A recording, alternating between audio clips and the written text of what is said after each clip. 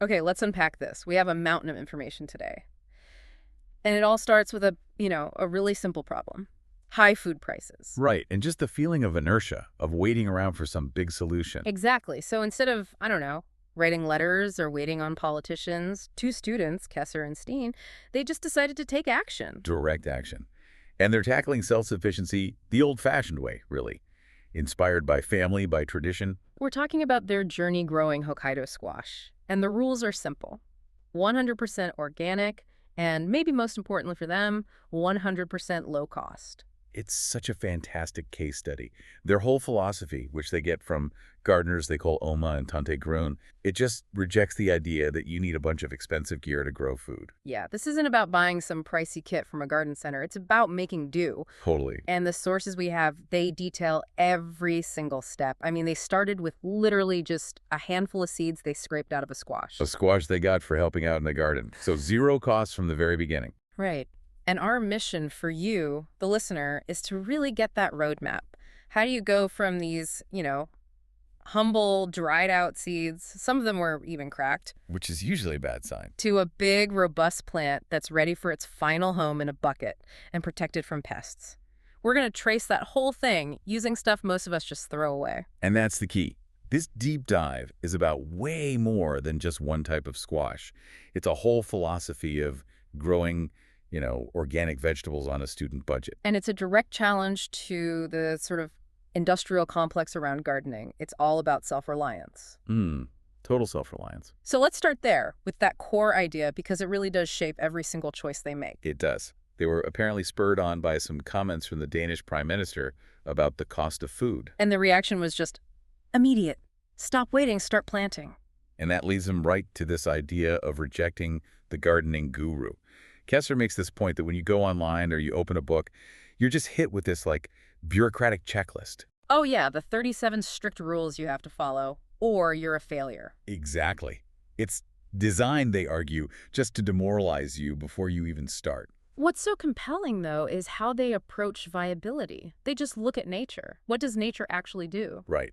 They point out that a seed will sprout just fine inside a rotting squash on the ground. So if it can thrive in that, unstructured, messy environment, why do their carefully saved seeds need all these anxiety-inducing rules? That's a great question. And it's a real challenge to all that dogma, so they just decided to keep it simple. And they took those seeds they'd saved, some of which they even admit looked a bit cracked, a bit compromised. Yeah, which would be a huge red flag for a lot of gardeners. Right, and normally you'd wait until, May? When there's absolutely no chance of frost, and you'd sow those big seeds right in the ground. But Steen, they mentioned, was impatient.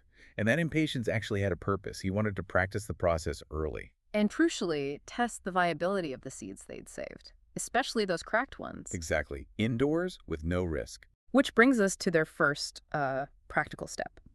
Rehydrating and testing for viability. And here's what's so smart and useful for you listening. They didn't use their best seeds. No, they took the cracked, questionable ones first for the test. It's such a smart, calculated risk. You minimize your potential loss right away. And the method is incredibly simple. Just put the seeds in some room temperature water for a few days.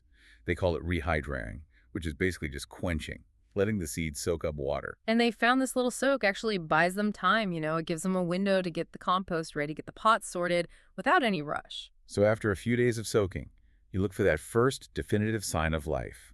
A tiny little white tail starts to emerge. And that's not just a sprout, is it? That's something more specific. It is. It's the beginning of the root, specifically the primary root. They actually use the technical term for it in their notes. What was that again? The pillarot. It's the taproot. Seeing that little tail is the absolute confirmation that your seed is alive and kicking. Okay, but let's pause on that pillarod for a second, because this seems really important. Why does that one little root dictate their entire strategy from this point on? Because if you look at the whole squash family, their whole horticulture, it's all about this sprawling, relatively shallow root network. Okay. And that whole network depends on that initial taproot for its early establishment and getting that first bit of water. If you damage that thing in the first few weeks, It's game over. pretty much. Yeah. The plant will just struggle and probably die. So their whole strategy becomes about one thing: minimizing root stress. So that first move from the water into a pot is absolutely critical. Precisely. As soon as that pale rod is visible, the clock is ticking. They move that seed, or kernel, very quickly into a small plastic pot. And the soil. They talked about dismissing the whole nutrient debate. Yeah, they just used a good homemade compost. They said that all the arguments about, the perfect nutrient mix for sprouting soil was not so interesting. Why not? Because the seed itself has all the energy it needs to germinate. The goal right then is just rapid, healthy root growth, not long-term feeding. That makes a lot of practical sense. Don't overcomplicate step one, so the focus shifts from the soil to the actual pot itself. Correct. The pot has to have, and this is their phrase, a certain depth. It's all about giving that primary root space to grow down, to be protected. It's about depth, not width. But those little plastic pots, they're just temporary, right? I mean, squash grows so fast. Oh, absolutely. The sources are clear on that. It's just a way station. The plant would get root bound in there in no time. It needs a second transplant before it can go outside. And this is where the student budget and their ingenuity really come together. This is where it gets really interesting. They use household junk to fight pests. Yes. The goal, as they define it, is to transplant the largest possible plant outside. Why so big? Because a tiny little seedling is it's a snack for garden pests. And their number one enemy that they call out, snails. A bigger plant has a much better chance of surviving that initial onslaught. Okay, so they move the plant from that little plastic pot into... What? Into a milk carton. They cut the top and bottom off to make this big supportive collar. a milk carton. Yep. Or for a smaller plant, they suggest just a plain old cardboard kitchen roll tube. This lets the plant really bulk up indoors, getting bigger and stronger before it faces the real world. I get the size benefit for sure. But I mean, what about using a waxed milk carton? Or even cardboard? We're talking 100% organic here. Is there a concern about stuff leaching into the soil? That's a great question, and they thought of that. The key is that these things are temporary. They're sacrificial. Oh, okay. So when it's time to actually plant it outside or in its final bucket, the method is a little different depending on what you used. Okay, so break that down for us. The kitchen roll tube, how does that work for protection? With the tube, you just plant the whole thing right in the ground, plant and all. The cardboard breaks down pretty fast, but for those first few critical days, it's a physical wall. A wall against the snails. Exactly. They generally won't climb over that rough, dry edge to get to the stem. And the milk carton. That's even better. It's a more robust defense. You plant the root ball, but you leave maybe an inch or two of the carton sticking up above the soil. So you pull it up a little bit. You pull it up slightly, and now you have a hard plastic fort protecting the base of the plant until the stem gets tough. That is just... It's resourcefulness defined. Huh. Turning your trash into a critical piece of defense infrastructure. It's brilliant. It's so simple and so effective. And they point out it works for other similar plants, too. Other types of squash or cucumbers, not just Hokkaido. It's super versatile. Okay, so we've gotten through seed viability. We've navigated pest protection.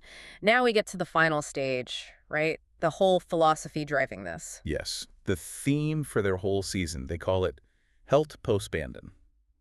Which means what, basically? Roughly. Yeah. Growing in bucket. And it's all driven by this one idea. You can grow more than you think on less space than you already have. And that bucket idea is huge for anyone with like a small balcony or just a tiny yard. But it also creates a huge amount of accountability. Incredible accountability. Yeah. Because squash are, as we know, hungry plants. They need a ton of nutrients, a ton of water. And if they're in the ground, their roots can spread out and find what they need. But in a bucket, you are 100% responsible for every single thing that plant needs to eat. 100%. And this leads to their absolute non-negotiable rule. No industrial inputs. Zero. Kesser and Steen are totally uncompromising on this. No chemical sprays, and critically, no bags of fertilizer. Not even the stuff that says organic on the bag. Nope.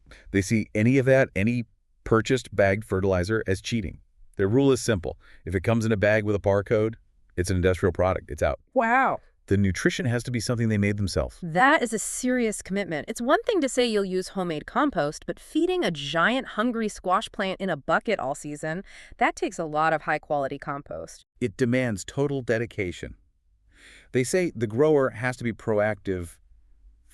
Scone is the phrase they use. Which means what? Thinking ahead. Constantly making your own nutrients.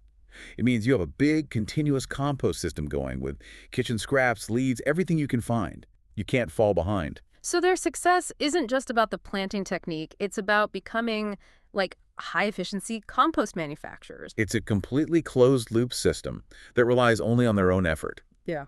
And they have a really stark warning for anyone who might be tempted to, sneak in a little store-bought plant food when the leaves turn yellow. This is the most memorable line from the It sources. really is. They stated plainly. If you have problems, it's because you tried to cheat. And if you cheat, There is no emergency number to call for help. Your failure is your own. It's absolute accountability.